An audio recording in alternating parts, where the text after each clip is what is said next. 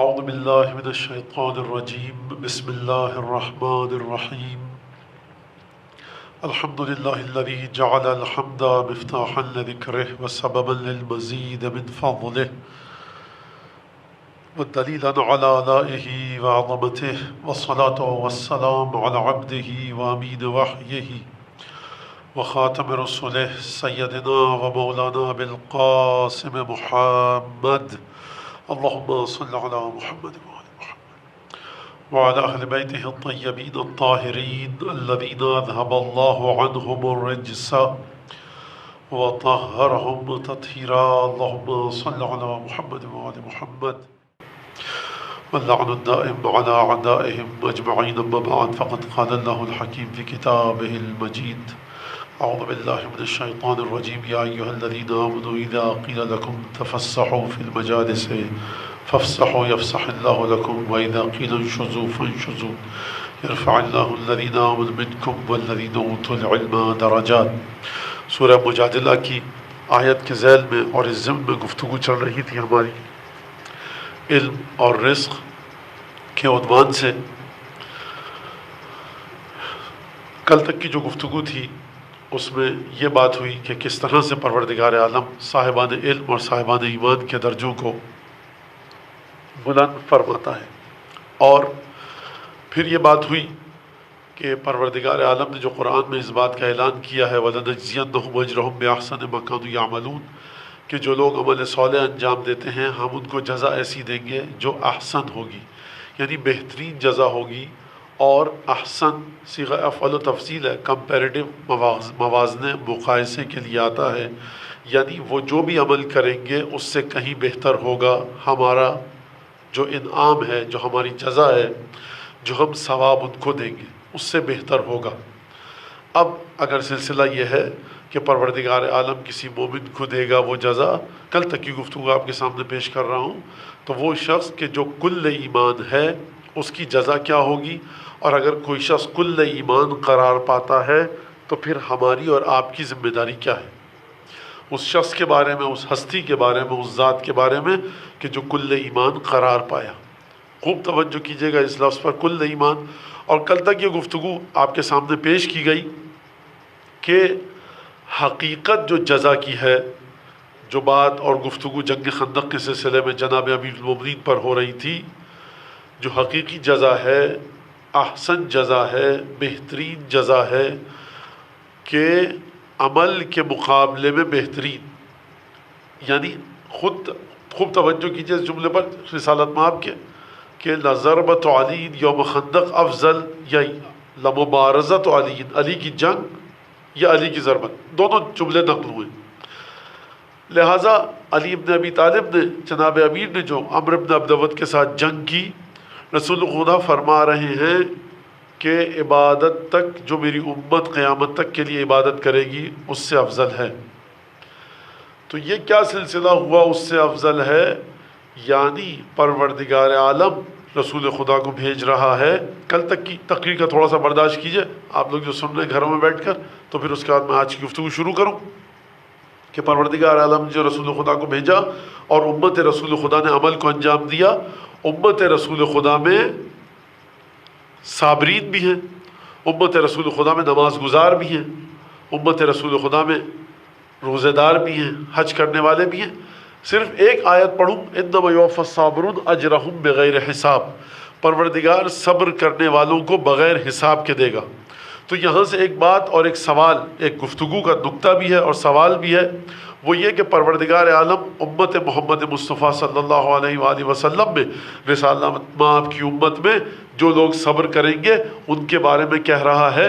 تمام امتوں کے بارے میں ہے، رسول خدا کی امت کے بارے میں بھی ہے کہ جو لوگ صبر کریں گے ان کو بغیر حساب کے دے گا. تو صبر کرنے والا فقیہ، صبر کرنے والا مجتہد، صبر کرنے والا محدث، صوفی، درویش، عارف، قطب، ابدال، جو بھی آپ کہیں، جو کہ شریعت خاتم المرسلین پر چل رہا ہے، صبر کر رہا ہے، رسول خدا کی اس حدیث کے مطابق، آیت قرآن کے مطابق اس کو بہترین اجر دیا جائے گا. صبر کرنے والوں کو بہترین اجر دیا جائے گا، روزہ رکھنے والوں کو، زیارت کرنے والوں کو. رسول خدا فرما رہے ہیں کہ میری پوری امت کے اعمال ایک طرف اور علی ابن ابی طالب کی جو جنگ خندق تھی، جو ضربت تھی عمرو ابن عبدود کے سر پر لگائی وہ ایک طرف، اس کے باوجود بھی علی ابن ابی طالب کی ایک ضربت کا وزن میری پوری امت کی عبادت سے بالا تر ہے، بہتر ہے، افضل ہے۔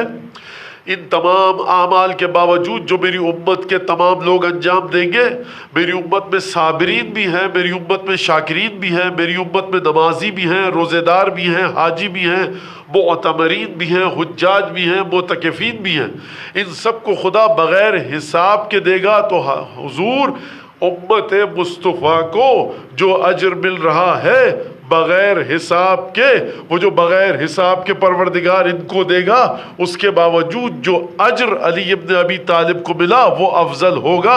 تو اب آپ مجھے بتائیے کہ آپ اگر اس اجر تک پہنچ گئے کہ دیکھیے علی ابن ابی طالب نے زندگی اس طرح سے گزاری، تقوی اس طرح کا تھا، تو ہم نے محبت کی جناب امیر المومنین سے، ان کی برکت سے، ان کے صدقے سے پل صراط سے ہم گزر گئے۔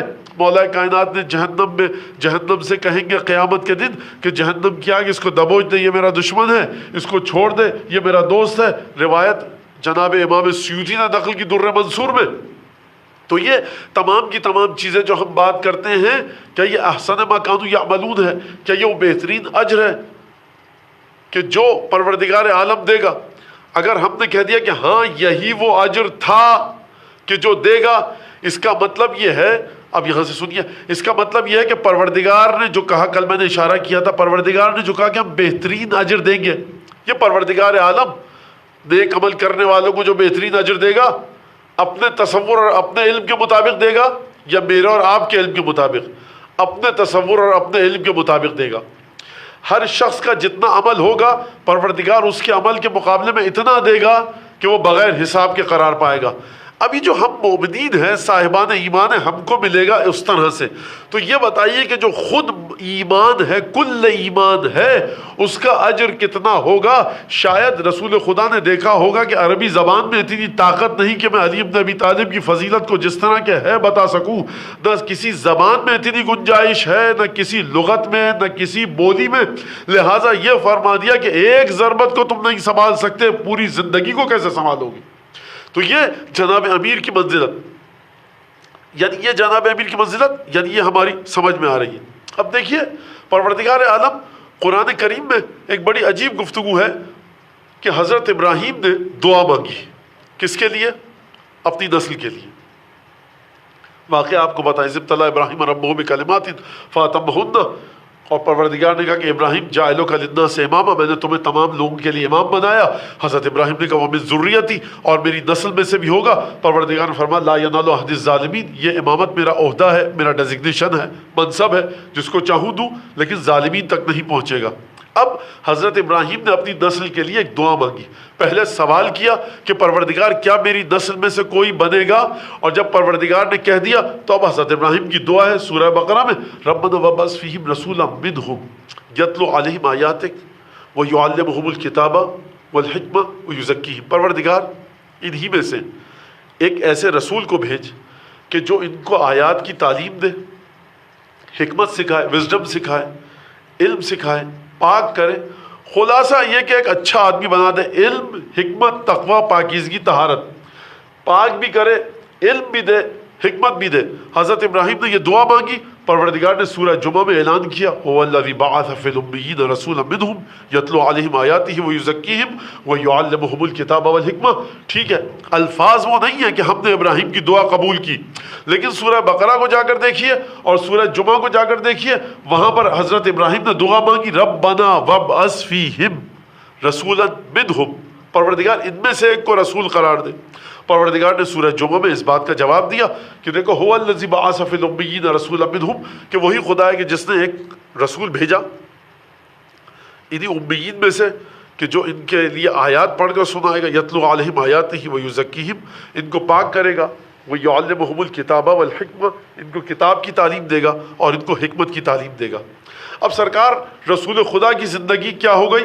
اب اسی آیت کے اینک لگا کر، اسی آیت کا چشمہ اور گلاسز لگا کر آپ رسول کی زندگی کو دیکھیے.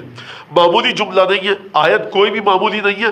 یہ آیت تو یقیناً معمولی آیت نہیں ہے کہ جو رسول خدا کی زندگی کے درجات کو بتا رہی ہے. خوب توجہ کیجیے گا. تو رسول خدا کی زندگی کا خلاصہ کیا ہوا؟ اگر رسول خدا کا تعارف کروائیں، اگر ہم رسول خدا کے بارے میں ایک پرچے پر کہیں کہ ایک آیت ایک لائن میں لکھ کر دے دیجئے، تو آپ کہیں گے کہ حضرت ابراہیم نے دعا مانگی تھی، پروردگار نے قبول کیا اس دعا کو کہ تلاوت کتاب کریں گے رسول خدا، حکمت سکھائیں گے، علم سکھائیں گے، پاک کریں گے، اگرچہ یہ سب گمراہی میں ہو. لہٰذا رسول خدا کا اسٹیٹس، رسول خدا کی منزلت یہ ہوئی، حکمت لینی ہے رسول کے پاس جاؤ، علم لینا ہے رسول کے پاس جاؤ، تمام کی تمام پاکیزگی طہارت لینی ہے رسول کے پاس جاؤ. اب یہ رسول کا اسٹیٹس ہو گیا. اب جب یہ رسول کا اسٹیٹس ہو گیا تو اب ضروری نہیں ہے کہ ہر شخص اس بات کو سمجھ لے.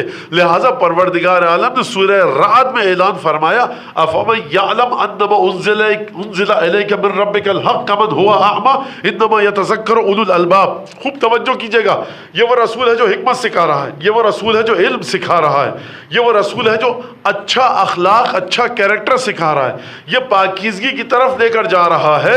لیکن سورہ رعد میں پروردگار عالم ایک سوال پیش کر رہا ہے امت مصطفیٰ کے سامنے، تمام انسانوں کے سامنے کہ اے انسانوں، اے امت مصطفیٰ، ذرا یہ تو بتاؤ افمن یعلم انما انزل الیک من ربک الحق کمن هو اعمی. اور در حقیقت یہ سوال خطاب ہے رسول خدا سے. حبیب یہ تو بتاؤ کہ وہ شخص جو اس بات کا علم رکھتا ہے کہ تم پر جو نازل ہو رہا ہے وہ پروردگار کی طرف سے نازل ہو رہا ہے، تم پر جو چیز بھی نازل ہو رہی ہے وہ حق ہے، تم کیا سمجھتے ہو کہ وہ شخص کہ جس کو اس بات کا علم ہے، خوب توجہ کیجیے گا، جس کو اس بات کا علم ہے کہ جو رسول پر نازل ہو رہا ہے وہ حق ہے، کیا یہ اس کی طرح سے ہو سکتا ہے؟ کامن سینس کیا کہتی ہے؟ آیت کا ٹکڑا کیا ہونا چاہیے؟ بھائی جو رسول جانتا ہے، اے حبیب پروردگار کہہ رہا ہے، اے محمد مصطفیٰ ہمارے پیغمبر، جو یہ جانتا ہے کہ تم پر جو کچھ نازل ہو رہا ہے وہ حق ہے، کیا وہ اس کی طرح ہو سکتا ہے کہ جو یہ نہیں جانتا؟ اب میں سیدھا سا ایک قضیہ پیش کروں. جو شخص اوپن ہارٹ سرجری کرنا جانتا ہے، کیا اس کی طرح ہو سکتا ہے کہ جو اب آپ کے قرآن پڑھنا نہیں جانتا، بات بے تکی ہو جائے گی. اب آپ کے جو کہ جہاز اڑانا نہیں جانتا، بات بے تکی ہو جائے گی. آپ جس چیز کو تعریف کے لیے لا رہے ہیں اس کے مقابل والی صفت کو لائیے برائی کے لیے. جو شخص فقہ کے مسائل بتانا جانتا ہے، کیا اس کی طرح ہو سکتا ہے کہ جو کامن سینس یہ کہتی ہے کہ جب دو چیزوں میں مقابلہ ہو رہا ہو تو اگر ایک جگہ پر اس کے وجود کے بارے میں بات کی جا رہی ہے، دوسری جگہ پر اس کے عدم کے بارے میں بات کی جائے. لیکن یہ آیت بڑی عجیب ہے. پروردگار عالم رسول خدا سے مخاطب ہو کر فرما رہا ہے کہ حبیب یہ بتاؤ افمن یعلم انما انزل الیک من ربک الحق کمن هو اعمی انما یتذکر اولو الالباب. حبیب یہ بتاؤ کہ جو اس بات کا علم رکھتا ہے، بھائی کوئی ہے مکے میں، کوئی ہے مدینے میں، جو اس بات کا علم رکھتا ہے جو کچھ بھی آپ پر نازل ہو رہا ہے وہ حق ہے، کیا یہ اس کی طرح ہو سکتا ہے جو اندھا ہے؟ بیچارہ جو نابینا ہے مکے میں مدینے میں، اس کا کیا قصور؟ اچھا اگر وہ نابینا ہے بھی تو اس سے مقابلہ کرنے کی کیا ضرورت ہے؟ اس کا مطلب یہ ہے کہ جس شخص کی یہ خصوصیت ہے کہ وہ یہ علم رکھتا ہو کہ جو کچھ نبی پر نازل ہو رہا ہے وہ حق ہے، اس کی نگاہ قیامت کو چیر کر، غیب کے پردوں کو چیر کر دیکھ رہی ہے. اور پروردگار عالم فرما رہا ہے کہ جو اس بات کا علم نہیں رکھتا، پروردگار نے یہ نہیں کہا جو اس بات کا علم نہیں رکھتا وہ نابینا ہے، بلکہ فرمایا کمن ہوا اعمی، اس کی طرح ہو سکتا ہے کہ جو نابینا ہو. یعنی ایک دفعہ اگر تمہارا علم رسول کے علم سے متصل ہو گیا، اگر تمہارا علم جو وحی نازل ہو رہی ہے اس سے متصل ہو گیا، تو جان لو اب ایسے شخص کی نگاہ اس کی طرح نہیں ہو سکتی جو رسول پر شک کرے.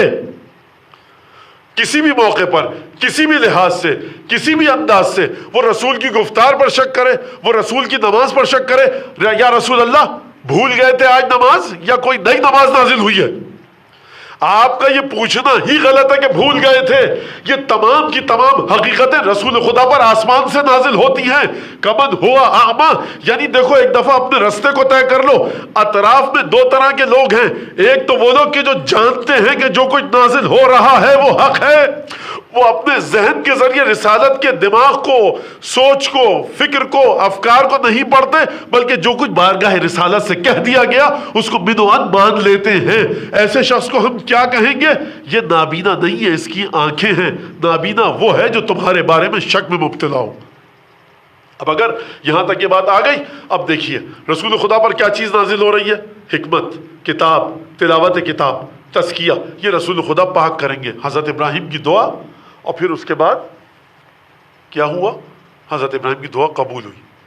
اب یہاں سے جناب امیر المومنین امام حسن مجتبی کی ایک حدیث ہے، وہ میں آپ کے سامنے پیش کروں، اور بلکہ امام حسن مجتبی کی حدیث پیش کروں، مولا کائنات کی حدیث پیش کی اگر تو بات لمبی ہو جائے گی. اسی حدیث سے ہمارا مطلب پورا ہو جائے گا، لہٰذا میں گفتگو کو تفصیل کے ساتھ پیش نہیں کر رہا. وہ حدیث تقریباً اس سے ملتی جلتی ہے. امام حسن مجتبی فرماتے ہیں کہ دیکھو، لن تعرفوا التقى حتى تعرفوا صفة الهدى.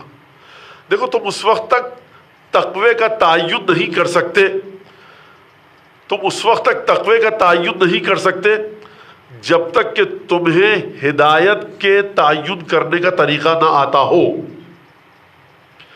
اس کا مطلب کیا ہے؟ اس کا مطلب یہ ہے کہ آپ ہمیشہ متقی اس کو سمجھتے ہیں کہ جو وقت پر نماز پڑھے. میں بھی سمجھتا ہوں، آپ بھی سمجھتے ہیں. اب اگر کوئی شخص کسی کے زانوں پہ سر رکھ کے سو جائے اور اس کی نماز قضا ہو جائے تو آپ کہیں گے سرکار یہ تو آپ نے غلط کام کیا. اٹھا دیتے اپنے چچا زاد بھائی کو کہ سرکار اٹھیے، میری عصر کی نماز جا رہی ہے. امام مجتبی کیا فرما رہے ہیں؟ دیکھو تقوی کا تعین تم نہیں کر سکتے جب تک کہ ہدایت کو نہ سمجھ لو. ہمیشہ ہدایت یہ نہیں ہے کہ وقت پر نماز پڑھو. اگر کسی کے زانوں پر پیغمبر اکرم کا سر اقدس ہے تو اب نماز کو قضا کر دینا ہی تقوی کی علامت ہے، کیونکہ تقوی چلتا ہے ہدایت کے پیچھے. رسول خدا کا سر اقدس کسی کے زانوں مطہر پر ہے، اگر یہ سر اقدس رسول خدا کو ہلا کر اٹھا دے تو یہ خلاف ہدایت ہے. تقوی وہ ہوتا ہے جو ہدایت کے پیچھے چلے. ہدایت وہ ہوتی ہے جو آسمان سے نازل ہو. یہ کس نے علم دیا اس چچازاد بھائی کو کہ اپنے بڑے بھائی کو جگانا مت؟ یا رسول اللہ اٹھا دیتے، کہتے آپ نے تو فرمایا کہ نماز سے بڑھ کر کوئی عبادت نہیں. عبادت اس وقت عبادت ہے، عبادت اس وقت تقوی کی علامت ہے کہ جب اس عبادت پر مہر تصدیق لگے آسمان سے. لیکن اگر رسول ختمی مرتبت کا سر اقدس تمہارے زانوں پر ہے، اب دنیا کی ہر عبادت کو چھوڑ کر خبردار رسول کے آرام میں خلل نہ پڑنے پائے. بات بڑی حساس ہے، ہو سکتا ہے بہت سے لوگوں کی سمجھ میں نہ آئے، لیکن یہ وہی سلسلہ ہے. میں بات کو مختصر کروں اور آپ کے ذوق ولایت سے مدد لے کر بات کو سمجھا دوں کہ جب سید الشہداء کے ساتھیوں کی تعریف کی جاتی ہے اور وہ سلام پیش کیا جاتا ہے جو سید الشہداء کے توسط سے سید الشہداء کے ساتھیوں تک جائے، تو کہا جاتا ہے حلت بفنائک بریر. میں یعنی خوب توجہ کیجئے، الحمدللہ ہمارے اس شہر کے لوگ جانتے ہیں عبادتوں کے اوپر کوئی انگلی اٹھا ہی نہیں سکتا. میں عبادتوں کی ترجیحات کی بات کر رہا ہوں. اگر ظہر عاشورہ ہے جلدی جلدی نماز پڑھو اپنی، اور کو مولا اقامت مت کہیے گا اس وقت تک جب تک کہ آپ کے آگے ہم نہ کھڑے ہو جائیں. توجہ کیجئے گا، آپ خوب توجہ کیجئے گا.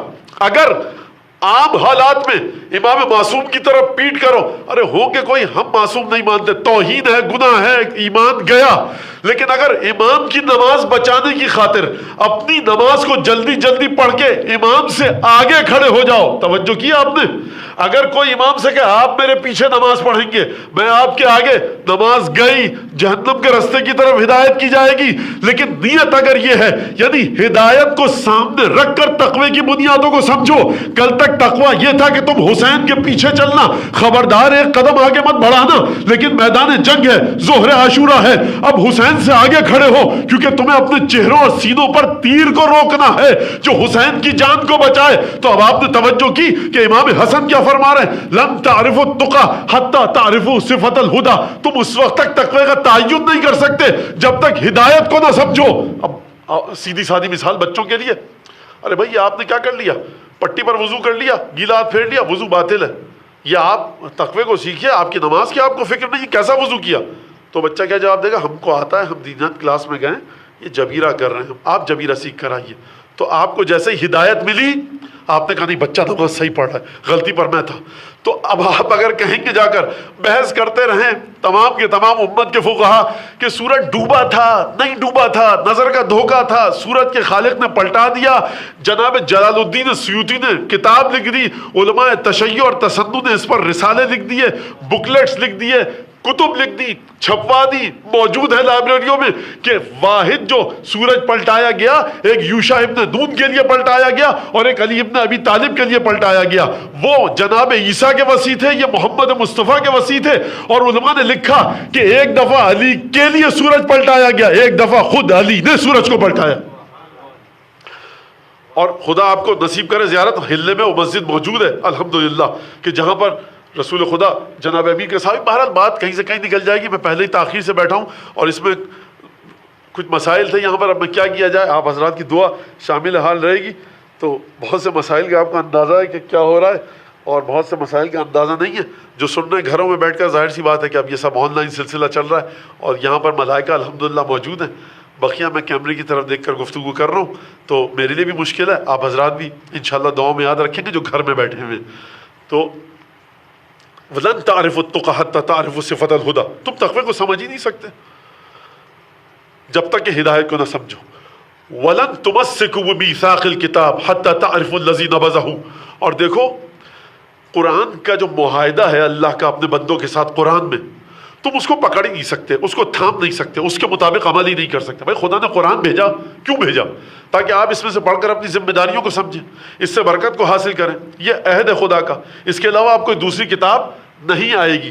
تو مولا امام حسن فرما رہے وَلَن تُمَسِّكُوا بِمِيثَاقِ الْكِتَابِ، کبھی بھی تم قرآن میں جو خدا کا معاہدہ تمہارے ساتھ ہے، جو ذمہ داریاں تم پر لاگو ہوتی ہیں، تم ان کو تھام نہیں سکتے، پکڑ نہیں سکتے، سمجھ نہیں سکتے، حَتَّىٰ تَعْرِفُوا الَّذِي نَبَذَهُ، جب تک کہ تم اس شخص کو نہ پہچان لو کہ جس نے کتاب کو اٹھا کر پھینک دیا۔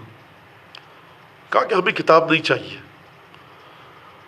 دیکھو وَلَن تَتْلُوَ الْكِتَابَ حَقَّ تِلَاوَتِهِ حَتَّىٰ تَعْرِفُوا الَّذِي حَرَّفَهُ، اور تم کبھی بھی قرآن کی تلاوت کرتے وقت تلاوت کا حق ادا نہیں کر سکتے، اس وقت تک حق ادا نہیں کر سکتے جب تک کہ تم اس بات کو نہ سمجھ لو کہ کس نے قرآن کے معانی میں، الفاظ میں نہیں، معانی میں تحریف کی ہے۔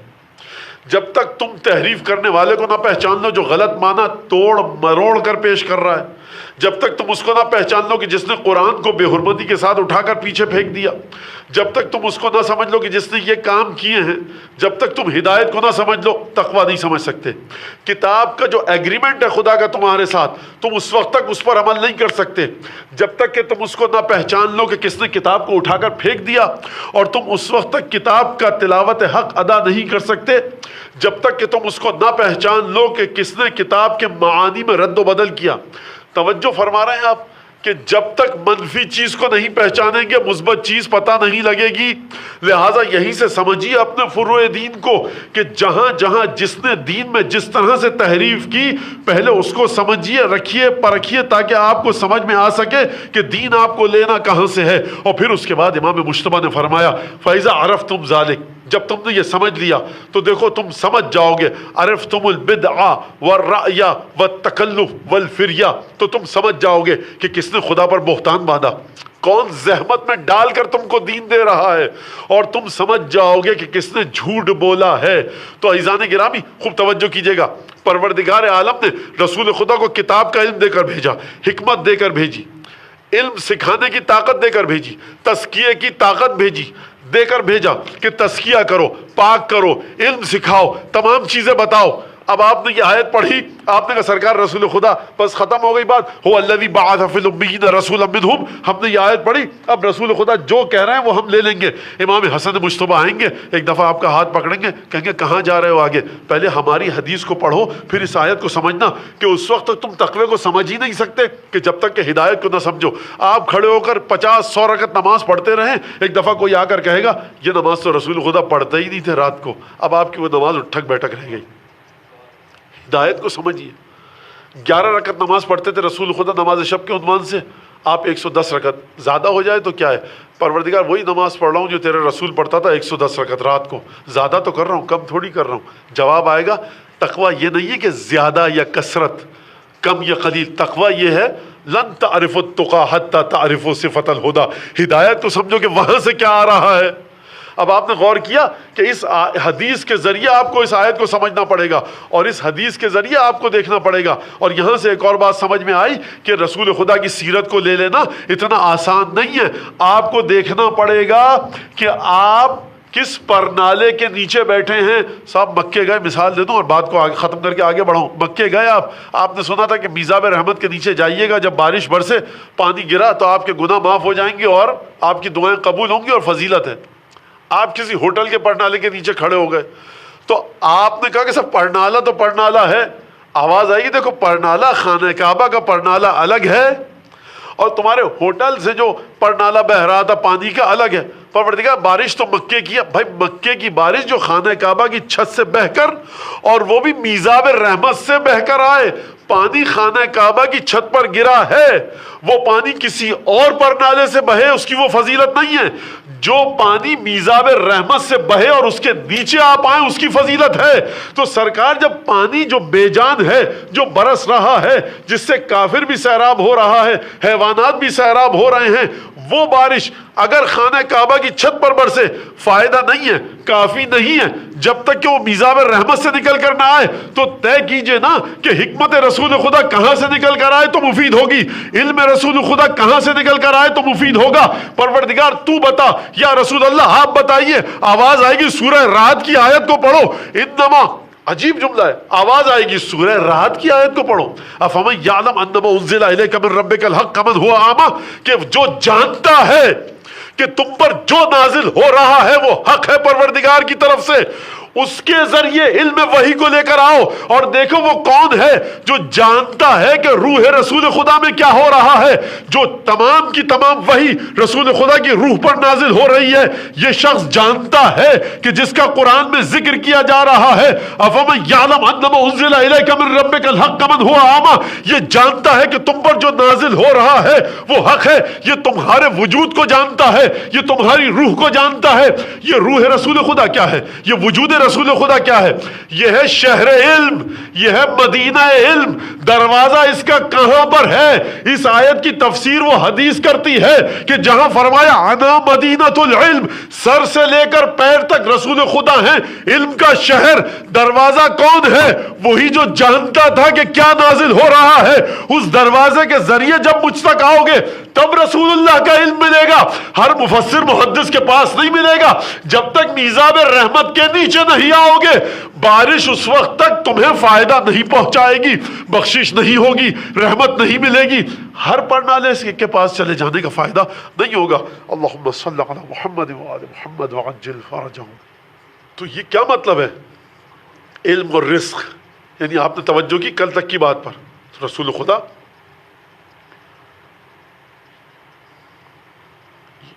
عظمت اور یہ مقام رسول اللہ کا، یعنی یہ مقام سے مطلب جو ہم بتا سکے اور جو ہم سمجھا سکے۔ اب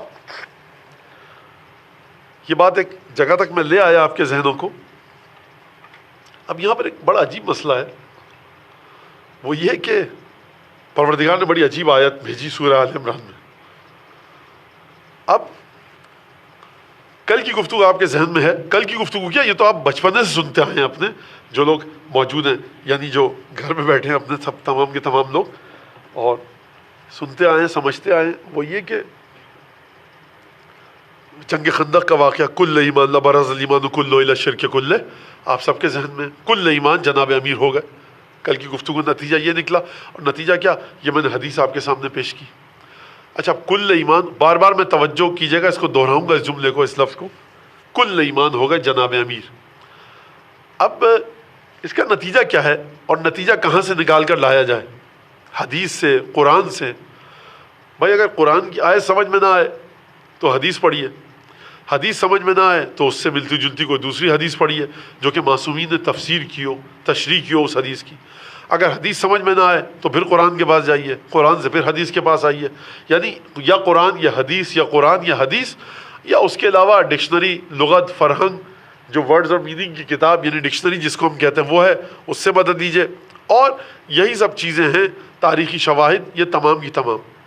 اگر پروردگار عالم نے، جو کہ ہمارا عقیدہ ہے کہ رسول خدا نے جتنی بھی گفتگو کی وہ خدا کے حکم سے کی اور خدا کے اذن سے کی، کل ایمان، دیکھیں میں اس کو بار بار جو دہرا رہا ہوں آپ کے ذہنوں میں جم جائے یہ لفظ، اور میں نے کہا کہ جمع ہوا ہے بالکل بچپنے سے، اور شاید ہی پہلا اشرا جو ہم نے سنا ہو اس میں ضرور یہ واقعہ پڑھا جاتا ہے، اور تمام کے تمام ذاکرین، علماء جو بھی تھے بر صغیر کے، ظاہر سی بات ہے ہم جو زبان بولتے ہیں ہم انہی کے، تو ان کو پروردگار واقعاً رحمت کرے اور ان کے درجات کو بلند کرے۔ بہت بڑا حق ہے ان کا، بہت بڑا حق ہے کہ کس طرح سے انہوں نے ہم تک یہ چیزیں پہنچائیں اور ہمارے لیے ممبر پر بیٹھنے کے راستوں کو معین کیا، ممبر پر بیٹھنے کا ہم کو ڈھنگ سکھایا، ہم کو ممبر پر بیٹھنے کا سلیقہ سکھایا۔ چاہے میں کسی کے پاس فرض کی شاگردی کے لیے نہ گیا ہوں، لیکن جو انہوں نے گفتگو کا طریقہ سکھایا ان پہ واقعاً بڑا ان کا احسان ہے، اور خدا سب کی مغفرت فرمائے اور تمام ذاکرین خطبہ کے درجات بلند فرمائے۔ جب جناب امیر ہوگا کل ایمان، آپ کو حکم کس چیز کا ہے، مجھ کو کس چیز کا حکم ہے کہ بھئی اپنے ایمان کو پکا رکھو۔ قرآن میں فرما رہا خدا فمستقر و مستودع، کسی سے ایمان چھین لیا جائے گا مرتے وقت، کسی کو ایمان دے دیا جائے گا چھٹے امام کی حدیث کے مطابق۔ اگر یہ سلسلہ ہے تو اب اگر جناب امیر کل ایمان ہو گئے، پروردگار عالم قرآن میں ایک بات کو بیان فرماتا ہے۔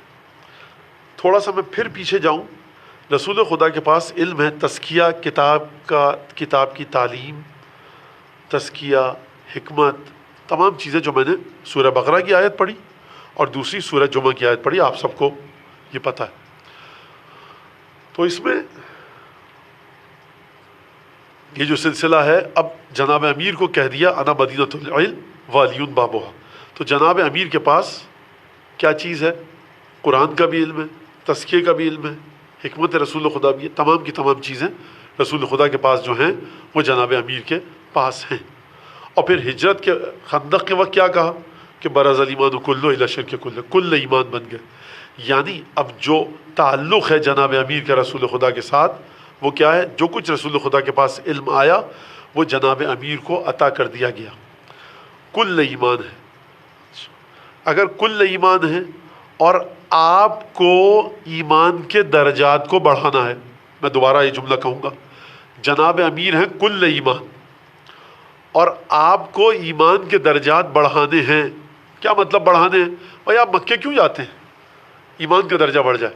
صدقہ کیوں دیتے ہیں؟ سوسو ایمانکم بالصدقہ، اپنے ایمان کو بچاؤ، بہت گھبرا کر بچاؤ ایمان کو صدقے کے ذریعے۔ قربانی کیوں کرواتے ہیں؟ ایمان بچے۔ قرآن، دعا، درود، توسل، مکہ، مدینہ، عمرہ، حج، زیارت، نظر، نیاز، یہ ایمان بچانے کے لیے ہے نا، اور ایمان بڑھانے کے لیے۔ اگر میں آپ سے پوچھوں سرکار آپ جب 8 برس کے تھے، 10 برس کے تھے، کتنا ایمان تھا آپ کا؟ آپ کہیں گے کہ اس وقت اچھا تھا اب کم ہو گیا، یا اس وقت کم تھا اب بڑھ گیا۔ ہم جب سے کربلا آئے ہم نے دیکھا کہ ایک معجزے دیکھے، ہمارا ایمان بڑھ گیا۔ ہم حدیث قصہ جب سے پڑھنی شروع کیے، روز رات کو مولانا ایک دل کو سکون مل جاتا، توکل بڑھ گیا، ایمان بڑھ گیا۔ اچھا میں آپ سے پوچھوں گا آپ کا ایمان بڑھ گیا، اب بڑھنے کی امید ہے؟ آپ کہیں گے کہ بڑھنے کی امید ہے۔ کتنا؟ جتنا اللہ دے دے۔ کتنا دے اللہ؟ یہ تو اللہ ہی کو پتہ ہے، ہم کو تو نہیں پتہ۔ آپ کا ایمان بڑھتا رہے گا۔ اچھا جو کل ایمان ہو چکا ہے اب اس کا ایمان کیا بڑھے گا؟ جو کل ایمان ہو چکا ہے اس کا ایمان خدا کیا بڑھائے گا؟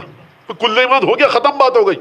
اب بار بار ہمارے پاس مت آؤ، تم کو اپنے ایمان کے درجات بڑھانے ہیں نا، تو دیکھو جو ایمان ہے اس کی محبت تمہارے دل میں بڑھ رہی ہے کہ نہیں بڑھ رہی؟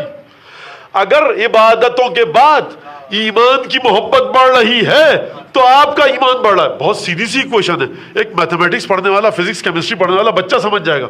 سرکار کمرے کا ٹیمپریچر بڑھ رہا ہے، کیسے پتا؟ بھائی گرمی بڑھ رہی ہے، ٹیمپریچر بڑھ رہا ہے۔ سرکار میرا ایمان بڑھ رہا ہے، کیسے بڑھ رہا ہے؟ کیونکہ میرا ایمان بڑھ رہا ہے۔ تو معیار کیا ہے ایمان بڑھنے کا؟ اگر ہر شخص کہتا رہے کہ میرا ایمان بڑھ رہا ہے، میں 10,000 لوگوں کے گلے کاٹوں، 500 لوگوں کی جیبیں کاٹ لوں، رشوت لوں، غلط کام کروں، حرام کام کروں، اور اس کا کہوں میرا ایمان بڑھ رہا ہے، آپ کہتے ہیں سرکار آپ جھوٹ بول رہے ہیں، غلط کام کر رہے ہیں، آپ کا ایمان بڑھ ہی نہیں سکتا۔ کرتوت دیکھیے، پھر اپنی حرکتیں دیکھیے، آپ صرف لقلقائے زبانی ہیں۔ تو کوئی تو معیار ہو کہ دیکھیے، اب یہاں سے معیار رسول خدا نے دے دیا کہ دیکھو کل ایمان ہو گیا میرا بھائی، اب اگر تمہیں اپنا ایمان بڑھانا ہے تو دیکھو عبادتوں کے بعد علی کی محبت بڑھ رہی ہے کہ نہیں. یہ عبادتیں اگر محبت علی کی طرف لے کر کے جا رہی ہیں تو تمہاری عبادتوں کا اثر ہو رہا ہے. سرکار یہ کیا بات کی آپ نے؟ بھائی آپ نے 500 بیج لگائے، اب بیج تو نہیں لگتے لیکن مثال بیج لگائے آم کے درخت کے، اور آپ نے کہا سرکار میں نے لگایا زبردست وہ آم کے درخت پھل پھول دے رہے ہیں. باغ میں آیا، کہا یہاں تو ندارت کچھ بھی نہیں دکھ رہا. بیج لگائے تھے میں نے، پانی دیا تھا، دھوپ دی تھی، سب کچھ تھا. کہا کہ سرکار زمین آپ کی زرخیز نہیں تھی، فرٹائل لینڈ نہیں تھی، زرخیز نہیں تھی، زمین میں طاقت نہیں تھی، یہاں پر سیموتھور تھی، واٹر لاگنگ تھی، نمک تھا اندر. ارے حضور دھوپ لگتی رہی ہے، پانی دیا ہے، ہوا آتی رہی ہے، پیسٹیسائڈ چھڑکا ہے، یہ نکلا کیوں نہیں آم کا درخت؟ کہ سرکار زمین آپ کی خراب تھی. تو آپ کا عمل اس وقت آپ کو لے کر جائے گا آگے کی طرف کہ جب آپ کا عمل ایمان کی زمین میں بویا جائے گا، اور ایمان نام ہے وجود علی ابن ابی طالب کا. اب آپ سمجھ گئے اگر یہ بات، تو چلیے سورہ آل عمران کی آیت کی طرف. محیر العقول آیت ہے، عقل دنگ رہ جاتی ہے آیت پڑھ کے. فرمایا پروردگار عالم نے، اچھا دو مقایسے میں نے آج پیش کیا آپ کے سامنے. افمن یعلم انما انزل الیک من ربک الحق کمن هو اعمی انما یتذکر اولو الالباب. وہ شخص جو جانتا ہے حبیب کہ تم پر جو نازل ہو رہا ہے وہ حق ہے، کیا اس کی طرح سے ہو سکتا ہے جو نابینا اور اندھا ہے؟ ایک مقایسہ یہ. اب دوسرا کمپیریزن، موازنہ. اب دوسرا چلیے سورہ آل عمران میں پروردگار عالم نے فرمایا افمن اتبع رضوان اللہ کمن باء بسخط من اللہ. عجیب جملہ ہے، افمن اتبع رضوان اللہ کمن باء بسخط من اللہ. وہ شخص کہ جو خدا کی خوشنودی کے پیچھے پیچھے چل رہا ہے، کیا اس کی طرح ہو سکتا ہے جو اللہ کی ناراضگی کو لے رہا ہے؟ کامن سینس والی آیت ہے. وہ شخص کہ جو مسلسل خدا کی مرضی کے پیچھے چل رہا ہے، کیا اس کی طرح ہو سکتا ہے جو خدا کی مرضی کو لے، خدا کی ناراضگی کو لے رہا ہے؟ بہت افمن اتبع رضوان اللہ کمن باء بسخط من اللہ، عجیب جملہ ہے. اور یہ شخص جہنم کی طرف جائے گا، وبئس المصیر، اور بہت برا راستہ ہے. آیت ختم ہو گئی. اب اگلی آیت میں پروردگار عالم نے فرمایا کہ ہم درجات عند اللہ. یہ لوگ جو خدا کی مرضی کے پیچھے چل رہے ہیں نا، یہ درجے ہیں. اچھا میں دوبارہ اس کو دہراؤں. جب آپ کہتے ہیں صاحب یہ اس درجے پر ہیں، یہ اجتہاد کے درجے پر ہیں، یہ قریب الاجتہاد کے درجے پر ہیں، یہ ابھی فقہی کتب پڑھ رہے ہیں، قریب الاجتہاد کے درجے پر نہیں پہنچے، یہ محدث کے درجے پر ہیں، یہ ابھی کسی محدث کی شاگردی کے درجے پر ہیں، یہ ابھی عربی گرامر پڑھ رہے ہیں، ابھی اجتہاد کا درجہ بہت دور ہے. آپ کہتے ہیں یہ کون صاحب ہے؟ یہ فرسٹ ایئر میں میڈیکل کی، ان کا درجہ کیا ہے؟ میڈیکل کا فرسٹ ایئر. یہ کیا ہے؟ 4 سال کمپلیٹ ہو گئے، ہاؤس جاب کر رہے ہیں. یہ کیا ہیں؟ یہ پورے کوالیفائڈ ڈاکٹر ہیں. یہ کیا ہیں؟ یہ سرجن ہیں. ان کا درجہ کیا ہے؟ یہ کس درجے پر ہیں؟ یہ سرجن کے درجے پر ہیں. یہ کیا ہیں؟ اب وہ فیلو ہیں، کیا ہیں وہ سب جو مسائل ہیں. یہ کیا ہیں؟ یہ میڈیکل کالج کے پروفیسر کے درجے پر ہیں. یہ اس درجے پر ہیں، وہ اس درجے پر ہیں، آپ اس درجے پر ہیں، وہ اس درجے پر ہیں. یہی ہم کہتے ہیں کہ یہ درجات ہیں. اگر خدا قرآن میں کہے یہ خود درجہ ہے. افمن اتبع رضوان اللہ کمن باء بسخط من اللہ. عجیب جملہ ہے یہ قرآن کیا ہے. جو رضوان خدا کے پیچھے، جو خدا کی مرضی کے پیچھے پیچھے چل رہا ہے، کیا یہ اس کی طرح ہو سکتا ہے کہ جو خدا کی ناراضگی جہنم کی آگ کو لے رہا ہے؟ اور پھر فرمایا جہنم کی طرف جائے گا، وبئس المصیر، بہت برا راستہ ہے جہنم کا. دیکھو اس کی 2 خصوصیات ہیں. یہ ایک تو خدا کی ناراضگی ہے اس کے پاس، اور یہ جہنم کی طرف جا رہا ہے. دیکھو اس کے پیچھے مت چلنا، اس کا راستہ جہنم ہے. پہچانو یہ کہاں جا رہا ہے، ڈھونڈو اس کو کہ جو خدا کی مرضی کو لے رہا ہے. افمن اتبع رضوان اللہ، کہ جو خدا کی مرضی کے پیچھے پیچھے چل رہا ہے. یہ جو خدا کی مرضی کے پیچھے چل رہا ہے نا، یہ جو خدا کی مرضی کے پیچھے چل رہا ہے، یہ کون ہے؟ یہ ہم درجات عند اللہ، یہ خود درجہ ہے، یہ کسی درجے پر نہیں ہے، یہ خود درجہ ہے. اب اگر میں پروردگار سے سوال کروں، پروردگار جو تیری مرضی کے پیچھے چلے وہ خود درجہ بن جائے، اور جس کی جان خرید کر تو اسے اپنی مرضی دے دے تو وہ کیا بنے؟ وہ کس مقام پر ہوگا؟ تو عزیزان گرامی توجہ کیا آپ نے، اب اگر خداوند تبارک و تعالیٰ قرآن میں کہہ رہا ہے کہ میرے کچھ بندے ایسے ہیں جو میری مرضی کے پیچھے چل رہے ہیں، اگر یہ میری مرضی کے پیچھے چل رہے ہیں تو اب یاد رکھنا یہ ایمان کے درجے پر نہیں ہے، یہ خود درجہ ہے۔ اب تم کو اپنے ایمان کے درجات چیک کرنے ہیں تو ان سے اپنے تعلق کو پیمانہ بنا کر اپنے ایمان کا درجہ چیک کرو۔ ان کے بارے میں مت سوچنا کہ یہ کس درجے پر ہیں، تم درجات پر پہنچو گے اگر ان تک پہنچ گئے۔ یہ درجات کی پیمائش سے ماورا ہیں، یہ درجات کی کلاسیفیکیشن سے، گریڈنگ سے بہت آگے ہیں، تم تعین نہیں کر سکتے۔ ہم تمہیں بس اتنا بتا دیں کہ یہ خود درجہ ہیں۔ ایک درجہ اگر رسول خدا ہے، اب جو رسول خدا سے متصل ہو گئے، کون متصل ہوئے؟ چادر کے گرد جن کو سمیٹا تھا، صرف 4 کے بارے میں پوری کائنات میں کہا انہم منی وانا منہم، یعنی آدم سے لے کر عیسیٰ تک اگر آ جائیں تو ان سب کو ان 4 کے پیچھے چلنا ہوگا تاکہ اپنے ایمان کی بلندی کو بتا سکیں۔ کیوں؟ کیونکہ یہ درجہ ہیں، وہ صاحب درجہ ہوں گے جس کے دل میں ان کی جتنی محبت ہوگی اس کی نبوت اتنی بلند ہوگی۔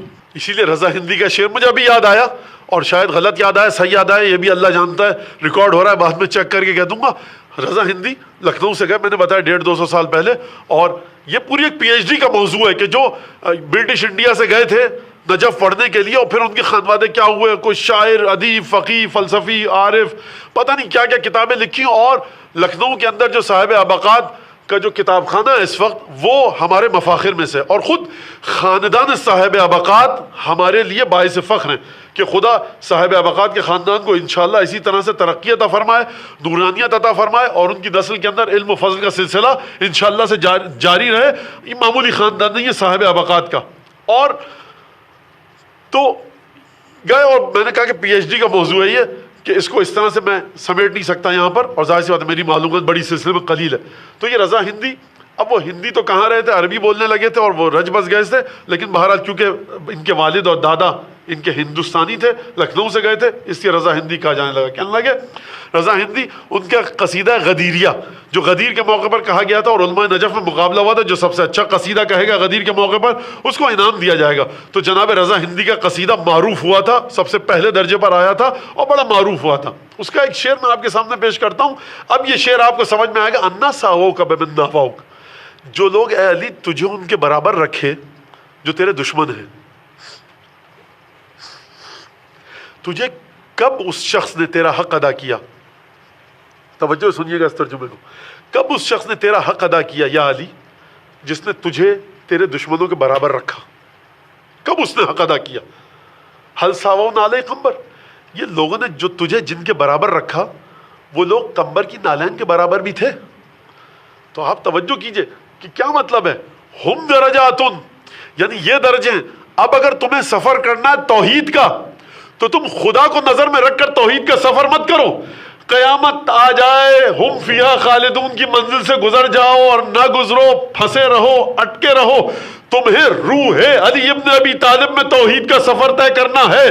خبردار کوئی یہ گمان بھی نہ کرے آپ نماز سیکھ لی، روزہ سیکھ لیا، لا الہ الا اللہ ایک ہے سمجھ گئے، برہان نظم، برہان صدیقین، علت و معلول، ارسطو کی دلائل سمجھ لیا، افلاطون کے دلائل سمجھ لیا، فلسفے کو سمجھ گئے، اب اللہ ایک، ختم بات۔ پہلا مان تو لیا امام علی ابن ابی طالب کو، اب ہر جگہ آپ علی ابن ابی طالب، بس ٹھیک ہے چلیے اب خدا کی طرف توجہ کیجئے۔ انحراف ہے، گمراہی ہے، توحید کا سفر طے ہی ہوگا روح علی ابن ابی طالب میں، کیونکہ قرآن کہہ رہا ہے ہم درجات، یہ درجے ہیں۔ کیا مطلب یہ درجے ہیں؟ یعنی یہ جو اسکول تھا آپ کا پہلی سے لے کر 12ویں تک کا، پہلی اور دوسری، تیسری، چوتھی، 5ویں کلاس میں آپ نے پڑھا پرائمری تھا، پھر اس کے بعد پڑھا ہائی اسکول تھا، پھر انٹرمیڈیٹ تھا، پھر بیچلرز کیا، پھر ماسٹر کیا، یہ سب کا سب آپ کو اسی کالج سے ملے گا، سب اسی کالج کی 4 دیواری میں ہے۔ آپ اس سے متصل ہوں گے تو 5ویں پاس کریں گے، آپ اس سے متصل ہوں گے تو 12ویں پاس کریں گے۔ یہ تمام کے تمام علمی مدارج، ایکیڈمک کوالیفیکیشن اس کالج کی 4 دیواری اپنے وجود میں لیے ہوئے ہے۔ اب آپ یہ نہیں کہہ سکتے کہ خود یہ کالج کس درجے پر ہے، یہ درجات بانٹتا ہے، اس کو درجات کے اوپر نہیں کہا جا سکتا۔ اور پھر وہ حدیث جوڑ لیجئے گا، پھر اگر ذہنوں سے نکل جائے کہ لبرز الایمان کلہ الی الشرک کلہ، آج سارا کا سارا ایمان سارے کے سارے کفر کے مقابلے میں جا رہا ہے۔ یہاں تک بات اگر آپ سمجھ گئے، اب آپ چلیے مولا کائنات کی بارگاہ میں، اب آپ چلیے دہلیز علی ابن ابی طالب پر سجدہ کرنے کے لیے. اب آپ چلیے چوکھٹ کو چومنے کے لیے علی ابن ابی طالب کی. اب چلیے نالین کا بوسہ دینے کے لیے علی ابن ابی طالب کی. کیا مطلب؟ وہ خطبہ مختصر سا رسول خدا کی وفات کے وقت، دفن کے وقت، غسل کے وقت، مجھے نہیں پتا کب بیان فرمایا مولا کائنات نے. عجیب جملہ فرمایا جب غسل دے رہے تھے، جہاں تک مجھے یاد آ رہا ہے، لقد انقطع بموتک ما لم ينقطع بموت غیرک یا رسول اللہ بابی انت. یا رسول اللہ، آپ کے جانے سے وہ چیز ختم ہو گئی جو کسی کی موت سے ختم نہیں ہوئی تھی. من النبوت والانباء واخبار السماء. آسمان کی خبریں آتی تھی آپ کے ذریعے، وحی آتی تھی آپ کے ذریعے، نبوت آتی تھی آپ کے ذریعے. مرحلہ تھوڑا سا نہیں بلکہ کافی حساس ہے، اور اس میں کوئی شک ہی نہیں کہ مجھ جیسے تو کیا شیخ طوسی اور علامہ ہلی کی زبان سے بھی بہت بالا تر مرحلہ ہے یہ. ہم تو سب رعایا ہیں، دسترخوان پہ بیٹھے ہوئے. لیکن بتا کیوں رہے پھر آپ مولانا یہ؟ اس لیے کچھ سمجھ میں آ سکے کہ یہ کوئی فارمیلٹی نہیں ہے وجود علی ابن ابی طالب. اور پھر رسول خدا کا وجود دیکھیے کہاں پر ہے. خوب توجہ کیجیے گا، رسالت کا احترام علی ابن ابی طالب سے سیکھیے. رسول کی شخصیت کے اسرار اور بھید علی ابن ابی طالب سے سیکھیے. کس طرح سے رسول اللہ کا ادب کیا جاتا ہے علی ابن ابی طالب سے سیکھیے. پھر میں دہراؤں تعارف کے لیے دو چار جملے تاکہ آپ کے ذہنوں میں تازہ ہو جائے یاد. انا مدینۃ العلم والی بابها، ترجمہ آپ کو پتا ہے. انا مدینۃ الحکمت والی بابها، علی مع القرآن والقرآن مع علی، علی مع الحق والحق مع علی. یہ بھی آپ کو پتا ہے. اور پڑھتے جائیے، منزلت علی منی کا منزلت من ربی. علی کو مجھ سے وہی نسبت ہے جو مجھ کو پروردگار تھے. انت منی بمنزلت ہارون من موسیٰ. تمام کی تمام حدیثیں آپ کو پتہ ہیں. دعائے ندبہ میں آپ پڑھیں سد الابواب الا بابا. علی کے علاوہ ہر ایک کے گھر کا دروازہ بند کر دیا. علی مسجد کے صحن میں، مسجد میں تمہیں جس طرح سے بھی آنا ہے آؤ، جانا ہے جاؤ. یہ دوسروں کے لیے قوانین ہے کہ اس طرح سے مت آنا، اس حالت میں مت آنا. یہ مسجد تمہارا گھر ہے در حقیقت. اب وہ بھائی کسی ذاکر نے مجھ سے کہا کہ مولانا اللہ کے گھر میں جب پیدا ہوئے علی ابن ابی طالب تو پھر اللہ کے گھر والے ہوئے تو پھر ہر مسجد میں جا سکتے ہیں، علی ابن ابی طالب کا گھر ہے. بہت اچھا جملہ ہے بہرحال سمجھانے کے لیے. یہ سب فضیلتیں ہیں مولا کائنات کی کہ نہیں ہیں؟ اگر ہیں تو اب علی ابن ابی طالب کو، پھر میں یہاں پر ایک جملہ کہوں ہمارے عالم کا بہت اچھا. رسول خدا کی نبوت کی دلیل کیا ہے؟ آپ پڑھتے قرآن ہے معجزہ، شق القمر ہے، اور ایک کے بعد ایک کہتے رہیے آپ. اس نے کہا نہیں، معجزہ ہے رسول اللہ کا علی ابن ابی طالب. اگر الیاذ باللہ خاکم بدہن، اگر جناب امیر نبوت کا اعلان کر دیتے، اگر کر دیتے تو لوگوں کو ماننا پڑتا ہے. یہ اگر ہے، یہ وہی اگر ہے کہ جو لولا کے ساتھ آتا ہے. اگر کر دیتے تو آپ کے پاس کوئی رستہ نہیں تھا انکار کرنے کا. تو نبوت رسول خدا کی دلیل یہ ہے کہ علی ابن ابی طالب نے اتنی عظمت کے باوجود بھی رسول خدا کے سامنے سر جھکا کر کھڑے رہے. یعنی وہ علی ابن ابی طالب کے جس کے سامنے عرب کا ہر فصیح و بلیغ شاعر، مقرر، خطیب، فلسفی، مفکر، جامع شناس، ہیومن سائنسز کا ماہر، تمدن کا ماہر، سویلائزیشن کو سمجھنے والا، ہیومن ایناٹومی کو سمجھنے والا، جانوروں کے اجسام کی ساخت کو سمجھنے والا، اس زمانے کے لحاظ سے علی ابن ابی طالب کے سامنے سر جھکا کر کھڑا ہوا ہے. اور علی ابن ابی طالب کی شخصیت کو عجائب روزگار شخصیت کہتا ہے. وہ علی ابن ابی طالب کے سامنے سر جھکا کر کھڑا ہے اور علی رسول خدا کے سامنے سر جھکا کر کھڑے ہیں. تو دلیل رسول خدا کی رسالت کی وجود علی ابن ابی طالب ہے. جب یہ تمام چیزیں مل گئی علی ابن ابی طالب کو، مولا کو، کہ انا مدینۃ العلم وعلی بابها، انا باب الحکمت، انا مدینۃ الحکمت وعلی بابها، یہ تمام کے تمام درجات مل چکے ہیں جب مولا کائنات کو. اب رسول خدا کے پاس جو کچھ بھی ہے علی کو دے کے جا رہے ہیں. غور فرمایا آپ نے اس جملے پر؟ رسول کے پاس جو کچھ ہے علی کو دے کر جا رہے ہیں. میں نے کیا کہا تھا؟ رسول کی شخصیت کو سمجھنا ہے جناب امیر کے ذریعے سمجھیے. اب خطبہ سنیے کہ یا رسول اللہ، آپ کی موت کے ذریعے، آپ کے جانے کے ذریعے وہ چیزیں ڈسکنیکٹ ہو گئیں، کٹ گئیں، منقطع ہو گئیں کہ جو کسی کی بھی موت سے منقطع نہیں ہوئی تھی. وہ کیا تھی؟ وہی. یا علی، آپ تو کل مسجد کوفہ کے ممبر پہ بیٹھ کے کہیں گے کہ میں آسمان کے راستوں سے زیادہ واقف ہوں زمین کے راستوں سے. اب یہ دیکھیے وحی کی عظمت، رسول خدا کی روح کی عظمت، جواب آئے گا جناب امیر کا کہ دیکھو وہی جو میرے بھائی پر آتی تھی وہ ایک بالکل مختلف چیز ہے، وہ میرے بھائی کے پاس تھی، بھائی اپنے ساتھ لے کر چلا گیا۔ خوب درک کیجئے گا اچھی طرح سے، یعنی مولا کائنات کا علم وہ ہے جو کبھی ختم نہیں ہوگا، جس کا علم کبھی ختم نہیں ہوگا۔ وہ یہ کہہ رہا ہے کہ میرا بھائی وہ علم لے کر چلا گیا جو اس کے پاس تھا۔ اسی لیے ہمارے اس عالم نے کہا کہ رسول خدا کی نبوت کی دلیل علم علی ابن ابی طالب ہے۔ اور پھر کیا فرمایا؟ صرت مصلیا عمن سوا، یا رسول اللہ آپ کی موت نے ہر ایک کی موت کا غم بھلا دیا۔ ولولا انک امرت بالصبر ونہیت عن الجزع لانفضنا علیک مع الشیوط، یا رسول اللہ اگر آپ نے صبر کا حکم نہیں دیا ہوتا اور آپ نے منع نہیں کیا ہوتا کہ دیکھو اپنے آپ کو قابو میں رکھنا میری موت پر، تو ہم اتنا روتے کہ روتے روتے آنکھیں خشک ہو جاتی، لیکن آپ کا جو زخم ہے آپ کی موت کا ہمارے دل پر وہ نہیں بھرتا۔ یہ مولا کائنات رسول خدا کو غسل دیتے وقت فرما رہے ہیں۔ وَلَكَانَ الدَّاءُ مُمَاثِلًا وَالْكَمَدُ، عجیب جملہ ہے۔ اور جو درد تھا، دا یعنی درد، یہ درد جو ہوتا یہ ہمیشہ ہماری روحوں کے ساتھ چپٹا رہتا۔ وَالْكَمَدُ مُحَالِفًا، اور تکلیف، الم، رنج ہمیشہ حلیف ہمارے ساتھ ساتھ رہتی، ہماری ساتھی بن کر رہتی۔ یہ آپ کا حکم ہے کہ جو ہم آپ کے حکم کے مطابق صبر کر رہے ہیں۔ اب خوب توجہ کیجئے گا، آپ یہاں سے سمجھیے رسالت کو سمجھنا ہے یا علی ابن ابی طالب یا علی ابن ابی طالب کے بچے، یا فاطمہ زہرا یا اولاد فاطمہ زہرا۔ اس کے علاوہ اس کو کیا پتا جو اندھا ہے، اعمیٰ ہے، اس سے پوچھئے جو سمجھ رہا ہے کہ کیا نازل ہو رہا ہے قرآن کے مطابق، اس سے پوچھئے جو خود درجہ ہے۔ اب جملہ سنیے مولا کائنات کا کیا فرما رہے ہیں۔ یا رسول اللہ بیبی انت و امی، یا رسول اللہ، یا رسول اللہ آپ پر میرے ماں باپ قربان، میں علی ابن ابی طالب آپ پر قربان۔ وَاذْكُرْنَ عِنْدَ رَبِّكَ وَاجْعَلْنَ مِنْ بَعْلِكَ، یا رسول اللہ ہمارا ذکر ضرور کیجیے گا اللہ کے پاس، اور ہمارا خیال رکھیے گا جب آپ خدا کے پاس جائیں۔ خوب توجہ کیجیے گا آپ، یہ کون علی ابن ابی طالب ہے؟ یہ وہ علی ابن ابی طالب ہے کہ جو قیامت میں جنت جہنم کو بانٹے گا۔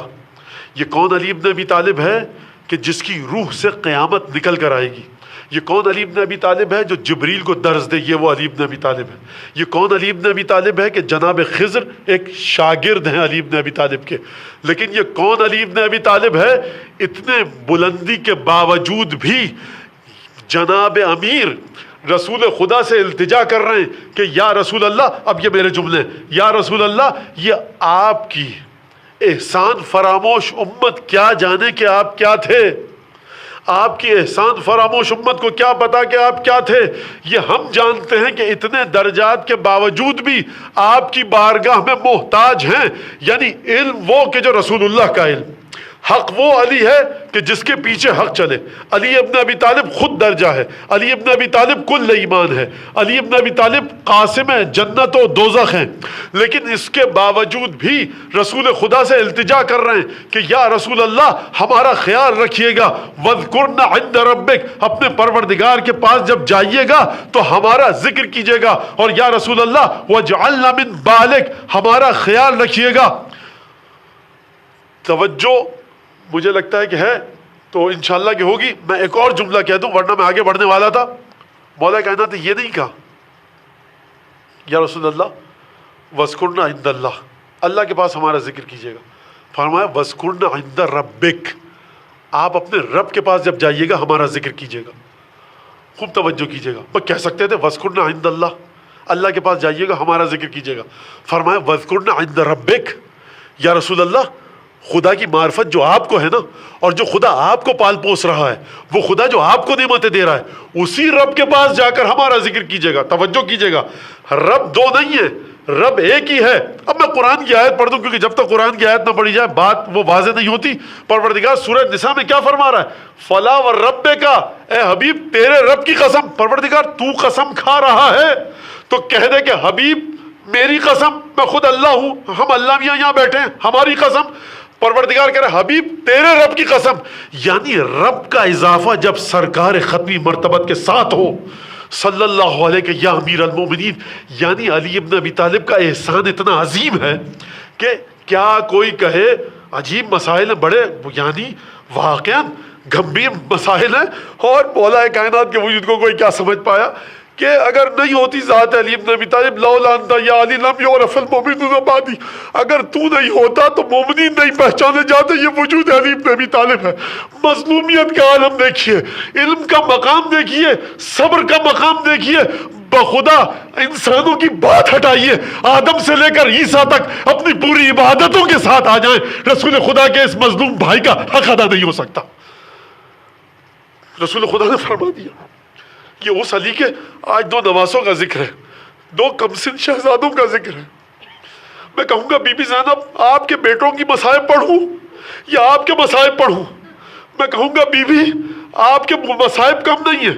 جب 3 برس کی تھی تو رات کی تاریکی میں اپنی چادر پکڑ کر ماں کے تابوت کے پیچھے چلی۔ اس سے 85 دن پہلے رسول خدا کی رحلت کو دیکھا۔ جب مزید جوان ہوئی تو وہاں پر آپ نے بابا علی مرتضیٰ کے زخمی سر کو دیکھا۔ پھر اس کے بعد جب مزید عمر آگے بڑھی تو بھائی حسن کو خون کی قے کرتے ہوئے دیکھا۔ اب کربلا میں جب زینب آئی ہے تو امتحانات کی ایک معراج ہے۔ کبھی علی اکبر کے سینے میں برچھی گڑی ہوئی دیکھی، کبھی ابو الفضل عباس کے بریدہ بازو دیکھے، کبھی علی اصغر کا چھدا ہوا گلا دیکھے گی۔ اگر خداوند تبارک و تعالی اگر جناب زینب نہ ہوتی فاطمہ کی بیٹی تو شاید امتحانات ختم ہو جاتے، لیکن پروردگار عالم نے، میرا دل کہتا ہے کہ عرش الہی سے آواز آئی ہوگی کہ اے زینب یہ تیرے امتحانات تو جانتی ہے ختم کیوں نہیں ہو رہے؟ کیونکہ ہم چاہتے ہیں کہ شیر فاطمہ کی تاثیر بتائی جائے، خون علی ابن ابی طالب کی تاثیر بتائی جائے۔ میری یہ مظلوم بیوی جب سے ہوش سنبھالا، امتحان در امتحان، اور اس کے باوجود کربلا میں وہ امتحان دیا کہ امام رضا برداشت نہیں کر پا رہے، لیکن ہماری شہزادی نے برداشت کیا۔ وقت وہ آیا، بس ایک دفعہ دونوں بچے ماں کے پاس آئے ہوں گے، مادر گرامی ہم کو اجازت دیجئے۔ شاید بی بی نے کہا ہو جاؤ ماموں سے اجازت لو۔ جب یہ بچے ماموں کے پاس آئے ہوں گے کہ ماموں جان ہم کو اجازت دیجئے، تو حسین ابن علی نے، یہ میرا دل کہتا ہے، کہا ہوگا کہ ماں سے اجازت لے کر آئے ہو۔ اور جب یہ بچے کہیں گے کہ ماں ہی نے تو بھیجا ہے تو حسین جیسے کریم کے دل پر کیا گزرے گی۔ بس ایک دفعہ حملہ اولا میں شامل ہوئے، بنی ہاشم نے جو حملہ کیا، بچے آگے بڑھے۔ عزیزان گرامی، جب کسی ماں کا بچہ پردیس میں جاتا ہے پڑھنے کے لیے، ماں کا دل گھبراتا رہتا ہے، فون کا انتظار کرتی ہے، خط کا انتظار کرتی ہے۔ ارے جعفر طیار کے پوتے، علی مرتضیٰ کے نواسے، زینب کے دل بند کسی تفریحی سفر پر نہیں گئے، کسی پرسکون مقام پر نہیں گئے ہیں، یہ میدان جنگ میں گئے ہیں۔ ماں جانتی ہے جو گیا خون میں تربتن لاشا آیا۔ مجھے نہیں پتا کہ زینب نے کس طرح سے صبر کیا ہوگا، بس ایک دفعہ خیمے میں خبر آئی کہ بی بی، میرا دل یہ کہتا ہے فضہ کا چہرہ دیکھ کے بی بی سمجھ گئی ہوگی، بی بی آپ کے دونوں بچے بھی قربان ہوئے۔ علامہ جمیل مظہری نے کیا خوب شعر کہا، ذبح فرزند پر راضی با ارادہ تو نہ تھی، ارے ہاجرہ صبر میں زینب سے زیادہ تو نہ تھی۔ اسماعیل کو لے کر گئے بغیر بتائے ہوئے ہاجرہ کو کہ بچے کو ذبح کرنے جا رہا ہوں، یہ نہیں کہا، کہا ذرا پہاڑی کی طرف جا رہے ہیں۔ میں کہوں گا اے جناب ہاجرہ، اے ابراہیم و اسماعیل آئیے، یہ آپ ہی کی بیٹی زینب ہے، اپنے ہاتھوں سے تیار کر کے مقتل کو بھیجا۔ شہزادوں کے لاشیں آئے، بی بی خیمے سے باہر نہ نکلی۔ عصر عاشور آئی، حسین شہید ہوئے، بی بی بچوں کے لاش پر نہ آئی، خیموں میں آگ لگی، بچوں کے لاش پر نہ آئی۔ شام غریبہ گزری، صبح 11 محرم طلوع ہوئی، بچوں کے لاشیں پر نہ آئی۔ ایک دفعہ مقتل سے گزارا گیا، ہر بی بی اپنے شہید کے پاس جا کر بیعت کر رہی ہے۔ لوگوں نے دیکھا ہوگا کہ 2 بچوں کے لاشیں ہیں جن پر کوئی بی بی گریہ نہیں کر رہی۔ ارے پوچھنے والے پوچھتے ہوں گے نا، کیا ان 2 بچوں کی ماں ساتھ میں نہیں ہے؟ میں کہوں گا ان کی ماں ساتھ میں ہے، لیکن وہ اپنے بھائی کے بدن پر ماتم کر رہی ہے۔